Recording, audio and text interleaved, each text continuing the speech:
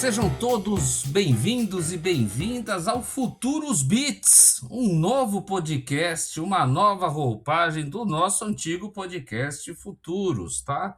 Então, isso aqui é para trazer as principais notícias que estão acontecendo durante a semana, de uma forma leve, de uma forma rápida, e aí a gente sempre vai trazer aqui alguns insights sobre as principais, ou pelo menos algumas das principais notícias de tecnologia que estão acontecendo. Eu tenho uma satisfação de estar aqui comigo, três ventureiros que eu vou apresentá-los nessa sequência. Primeiro, gerente executivo do Venturos, Anselmo Júnior. Anselmo, muito obrigado pela sua presença. Eu que agradeço, Marcelo. Tamo junto. Beleza.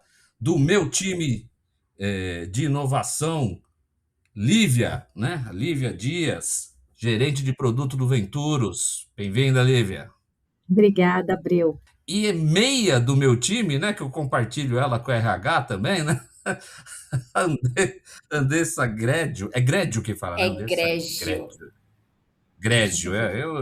Eu falhei miseravelmente no italiano, tá, pessoal? Então, Andressa, bem-vinda. Andressa, uma das líderes do nosso time de pessoas e cultura, uma das principais responsáveis pela mudança cultural que a gente implementa no Venturos de inovação, né? Essa transformação que a gente tem. Também conosco, né, no background aqui também, né, garantindo todo o sistema funcionando, Guilherme Dogo, nosso time de marketing, de comunicação. Obrigado aí, Guilherme, também, por estar dando esse apoio, tá?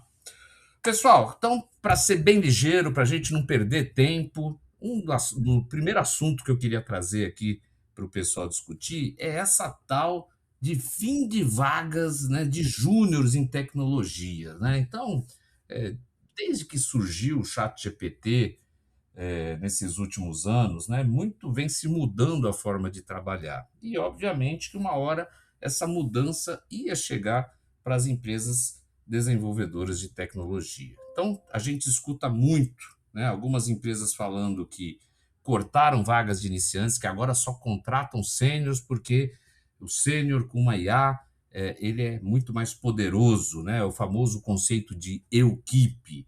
Mas também tem empresas que estão indo pelo lado contrário, né? Algumas empresas aí, como a IBM, falou que só vai contratar júnior a partir de agora.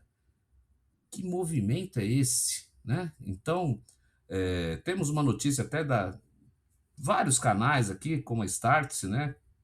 Das empresas anunciando o fim dos júniores, outras dobrando a aposta.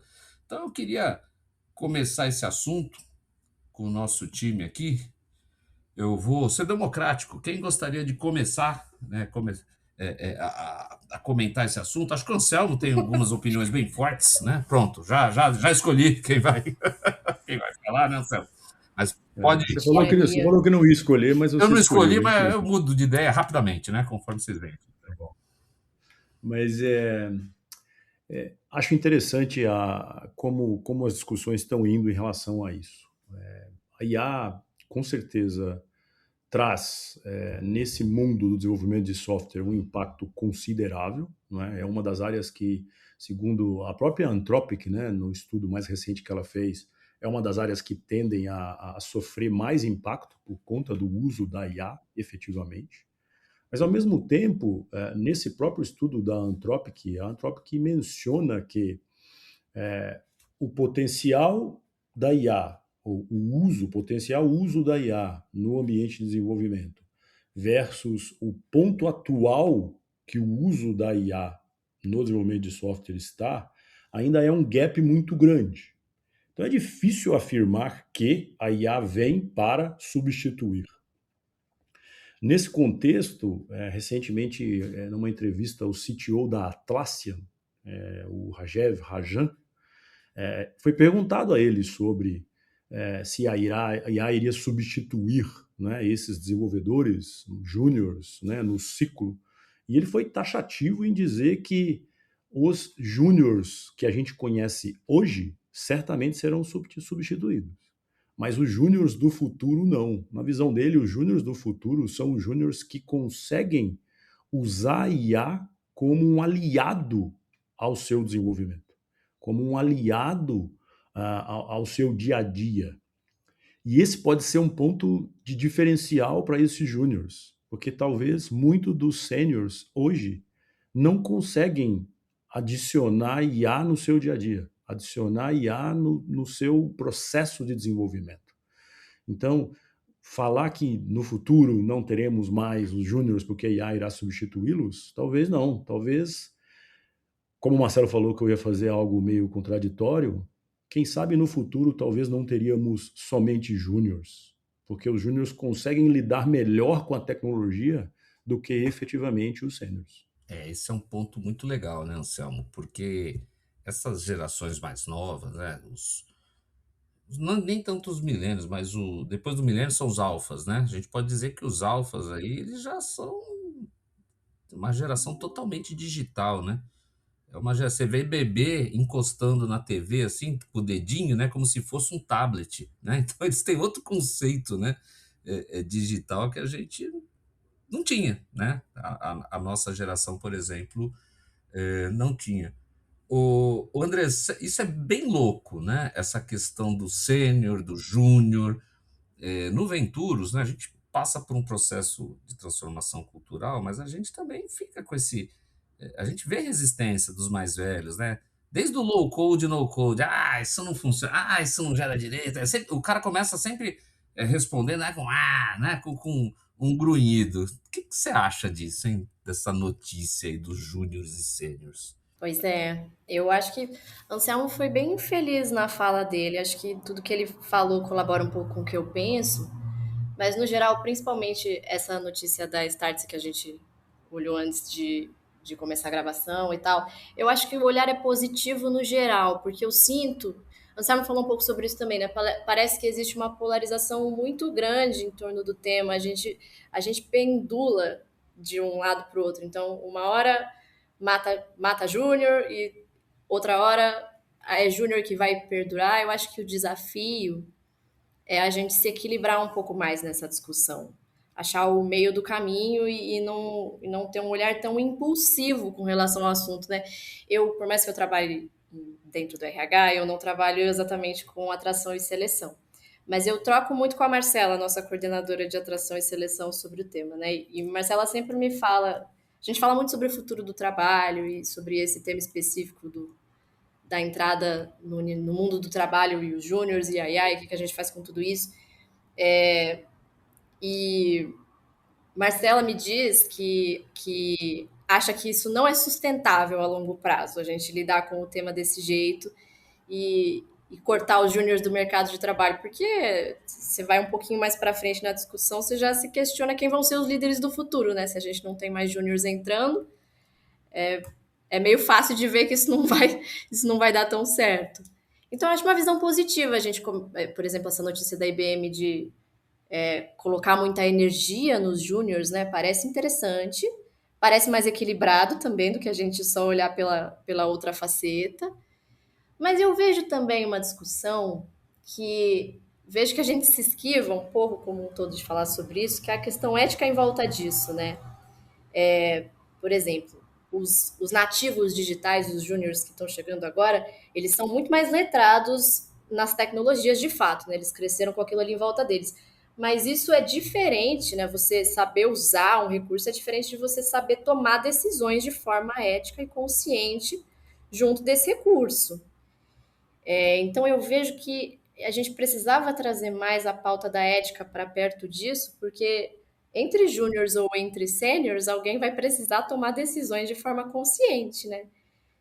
E esses júniors talvez não tenham a experiência mesmo de mercado, de relacionamento, de trabalho para criar essa ética, essa responsabilidade nessa tomada de decisão. Então eu vejo que precisa haver, na verdade, uma coligação, né, entre todos eles. É uma loucura, né? Só para a gente entender, né? Foi semana passada, eu não lembro quando que foi, acho que foi eu acho que foi agora, a head de robótica da OpenAI pediu demissão, né? E assim, a carta de demissão dela foi bem dura com relação ao caminho que está se trombando da robótica, né, de tudo. Então, são questões muito complexas que estão acontecendo nesse momento. E aqui foi da OpenAI mesmo, né? Então, a chefe de robótica, né? Que ó a frase que ela falou: a vigilância de americanos sem supervisão judicial e da autonomia letal sem autorização humana são questões que mereciam mais deliberação do que receberam. É uma questão de princípio, não de pessoas. Só para corroborar com a questão de ética que a Andressa falou, né? Então tem muito mais discussão aí a respeito do que apenas júnior e sênior, né? Eu concordo com você, o Andressa. Lívia, eu não te chamei, Lívia. Você tá doida para falar aqui? Fala, Lívia. O que você pensa? Bom, e trazendo um pouco o gancho, né, dessa questão do letramento em tecnologia, que a gente percebe que as gerações mais novas inevitavelmente terão, né, e já tem, e eu acho que vai caber, eu acho que quando a gente fala sobre júniores, sêniores, gestores, a gente entra muito no uso da IA, né? Então, pensando como que é possível criar ali agentes que se portem muito mais como orientadores do que assistentes. Então, quando um júnior entra, será que não é muito mais fácil usar esse letramento em tecnologia para poder ensinar, usar a IA para ensinar a ele tarefas básicas que às vezes ele demoraria uma curva de aprendizado muito maior, né? Teria ali muito mais tempo para poder chegar na excelência daquela tarefa, né? Então, eu vejo muito aqui, por exemplo, perspectiva de gestão de produtos, né? Entrar um analista de produto júnior, né? São horas de curso, experiência prática, para ele entender ali algumas tarefas básicas, né? Colocar ali em atividade, né? Descrição de requisitos, user stories, o próprio discovery. Mas será que é possível criar esses agentes para orientar esses júniores como fazer, como desempenhar essas atividades para que eles possam desempenhar já essas atividades mais básicas, até mesmo as mais complexas? Então, eu acho que o grande desafio da gestão, trazendo essa provocação, é usar a IA de uma maneira que o seu time vai tirar um melhor proveito, independente de júnior, de sênior, como que a gente consegue ali até mesmo cuidar dessas informações, cuidar dessas orientações de uma maneira que não fique tão amplo e tão aberto também. Legal, gente. Assim, esse tema é fantástico, ele é fascinante, é um tema moderno, né? Um tema que a gente provavelmente não estaria discutindo há 5 anos atrás. E com certeza não tem certo, não tem errado. A gente vai ver aí provavelmente o que o mercado vai se consolidar nos próximos anos. Mas também acho que o mercado vai experimentar muito, viu? Eu concordo com vocês, porque são tantos pontos positivos, negativos para cada lado, e hoje cada vez mais essas questões éticas, né? Que deveria fazer isso ou não, uma questão de uma discussão da sociedade, né?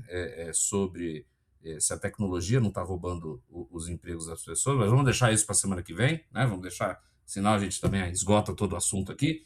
E aí eu queria, gente, já pular para o segundo tópico.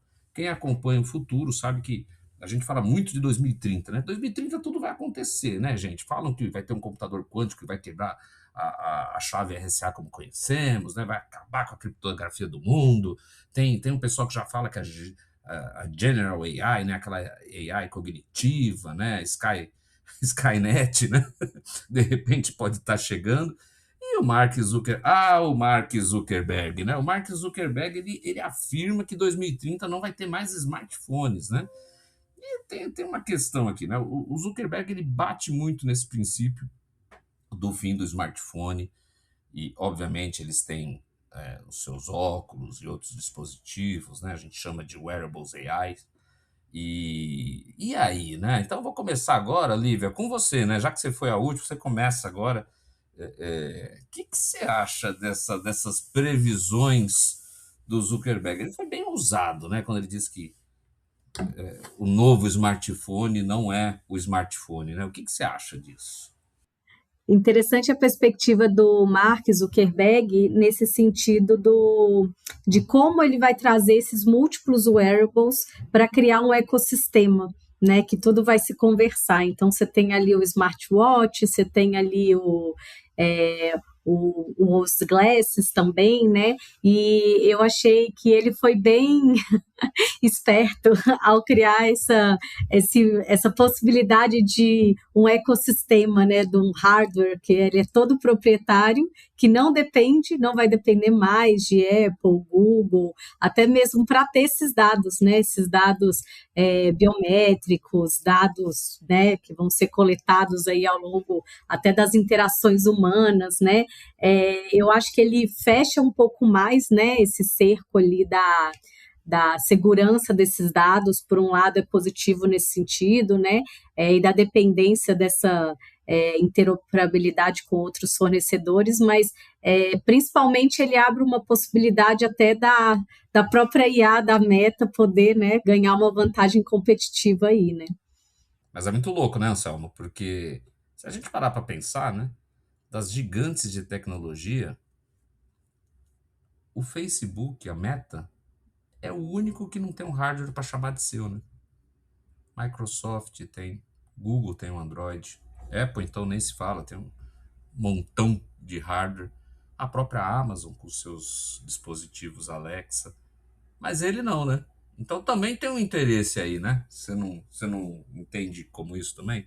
Eu entendo como um interesse que a Lívia comentou, né? Você está procurando dados. Agora, você depender dos outros para obter esses seus dados e, a partir desses dados, gerar uma vantagem competitiva, te coloca num beco sem saída, né? E eu acho que o Zuckerberg está indo nessa direção, né? Ou seja, onde ele pode, é, a partir do hardware proprietário, coletar isso, né? O próprio óculos, né, da Meta sofreu com essa história de não conseguir expandir na velocidade que eles queriam, né? Eles tinham um prognóstico de fazer lançamento na Europa e no Canadá e não conseguiram, porque a procura foi tão grande nos Estados Unidos que literalmente todos os estoques deles acabaram e eles não conseguiram escalar a ponto de literalmente atingir outros países ou regiões, né, do mundo. Então, isso mostra que ele tem uma demanda, existe algo nessa direção, né? O artigo mesmo que a gente leu um pouco sobre isso fala, né, que, poxa, eu preciso coletar dados ligados a atividades físicas, que são os dados mais fáceis de você ali, de alguma forma, coletar. Só que ao mesmo tempo você tem uma limitação de colocar no óculos, o óculos fica muito pesado, o óculos fica de alguma forma meio que, sabe, você não atrai aquelas pessoas. Mas, poxa, se você colocar num relógio, todo mundo hoje de alguma forma entende que para sua atividade física, se você usar um relógio, tá tudo certo. É isso mesmo, é isso que vai coletar os meus, né, vai me dar as informações que preciso. Então, nessa direção, dados, mais uma vez, está se mostrando como o grande objetivo final, né? A gente tem aí sinais da OpenAI também construindo, né, o seu hardware, construindo também os seus wearables. Para quê? Para ter dado, para ter informação, para a partir, né, da sua IA gerar um novo mercado, gerar um novo negócio, né? Então, de novo, o dado está se mostrando algo importante e se eu tenho o controle do hardware, eu tenho o controle daquilo que eu estou coletando. Andressa, eu queria escutar você, porque você, ao contrário de nós, dos nós três aqui que já falamos, você não é da área de tecnologia, você é uma área de cultura, de pessoas. Eu gosto de entender a sua visão como usuária mesmo, né? Pô, tem um negócio que eu fico aqui, né? O tijolão comigo, e de repente agora você está falando que eu tenho que usar óculos, relógio, é, é, cinto, sei lá mais o que, Um PIN, sapato, né? né? Enfim, A OpenAI está indo para o PIN, né? Você vai usar um né? PIN, um Exato, um broche aí, né, broche. na sua roupa. E aí, Andressa, você se vê como essa usuária multi-tecnologias, multi-wearables, mas ao mesmo tempo também multivigiada, por que não? É interessante essa dualidade que você trouxe da vigilância, né, versus... eu vou tentar trazer uma contribuição para um lado que vocês não falariam aqui pelo teor da discussão que estava rolando até agora, mas essa discussão sobre wearables ela me lembra muito um papo que a gente tinha alguns anos atrás, quando eu gosto muito de cyberpunk, né? E quando a gente entra um pouco no universo cyberpunk, a gente entra dentro de um conceito que é o conceito do transhumanismo, que é uma ideia dentro da corrente do cyberpunk que justamente brinca com a ideia de você fundir a capacidade humana com a alta tecnologia e você expandir o potencial que a vida poderia ter em cima disso. E é claro que esse conceito fala muito mais sobre contextos distópicos, a gente não está ainda perto dessa realidade, mas é interessante você pensar o quanto esses dados e esses wearables, eles geram... Você consegue gerir a vida melhor, né? A partir do uso dessas ferramentas. Se você tem mais dados, você tem uma autogestão facilitada ali. Você está regendo a sua vida de forma mais facilitada. E eu acho que é legal também trazer a discussão do quanto que isso pode gerar uma segregação social, assim, por um ponto de vista de sociedade, esses dispositivos não são caros, não são baratos, a intenção deles não é ser barato, né? E se você tem uma camada da sociedade com acesso a uma regência muito mais facilitada da própria capacidade, da própria agenda, você, uma hora, vai esbarrar numa certa segregação. A gente vai ter que lidar com isso no futuro. Nós esbarramos na ética novamente aí. E tem o fator vigilância, que o Marcelo trouxe também. O meu marido é muito mais bitolado nisso de vigilância do que eu, assim, com dados. Ele é o cara que sempre pensa na consequência de ceder o dado para um terceiro, por exemplo. E é uma questão, né? Você vai ter tudo monitorado. Por um lado, você vai ter tudo monitorado, que bom. Mas por outro, você vai ter tudo monitorado. E aí, né? Exatamente. E aí, como ficamos, né?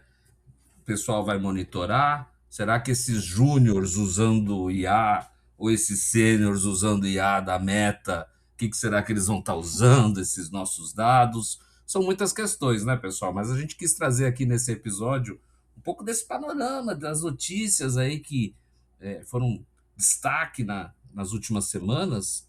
E a ideia é essa, tá? Então é um papo rápido, um papo aqui 15, 20 minutos para a gente discutir um pouco, dar o nosso ponto de vista sobre essas tendências tecnológicas. Agradeço muito. Lívia, Anselmo, Andressa, muito obrigado pela contribuição de vocês e a gente se vê novamente semana que vem em mais um episódio do Futuros Bits. Obrigado, pessoal.